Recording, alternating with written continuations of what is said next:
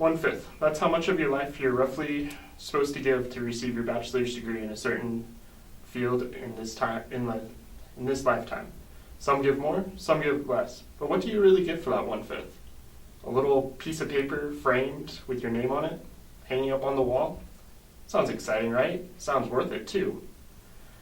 During these times of the 1/5 of my life, I've went through a lot of troubles and I've went through a lot of difficulties.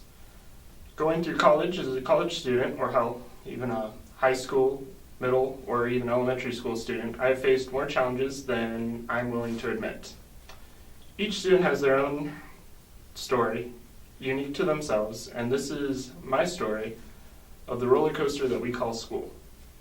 As I entered high school, I was kind of shocked and surprised at how much the core subject teachers became detached and just bland with teaching their subjects. The teachers did not care about the subject at all, let alone the material they were giving you. They were just going through the motions, making sure everyone got through their class, and they didn't have any dropouts or repeats. As this happened, I saw many things occurring. One, I became unmotivated. I found myself skipping school and going over to my friend's house to play any type of game, World of Warcraft included, to eat biscuits that we got at Winco earlier that day. Or just not caring and finding a way to cheat the system. There was one time, I remember, in English class that we had a vocab test every Friday. Unfortunately, the teacher didn't care or even realize that she was giving out the same definitions and words to each class in the same order. So what we did is we got first period to copy down the words, and when we came in, we already had the words and the vocab ready to go on a prefabricated sheet to turn in and get an easy A. This is true for a lot of tests, but there were some that were different. The state test, I do remember that there wasn't any cheating involved. You couldn't actually cheat on the system, but if enough people did fail the class or the test, you would be pretty much able to retake it, even though they told you at the beginning of the test that it is a one-time thing and you cannot retake it if you did pass. This led to the new Underground Railroad, in a sense, where just like in elementary school in Georgia, I'd find myself being smuggled out of class along with 10 or other students to go retake the test until we passed. This would happen over and over again until you passed this section that you were failing on. I remember in sophomore year, I could not pass the bloody writing section, and I had to take it 7 times. There has only been 2 other times that I've really noticed when tests have mattered and how you scored on them. The first was in the Navy during boot camp.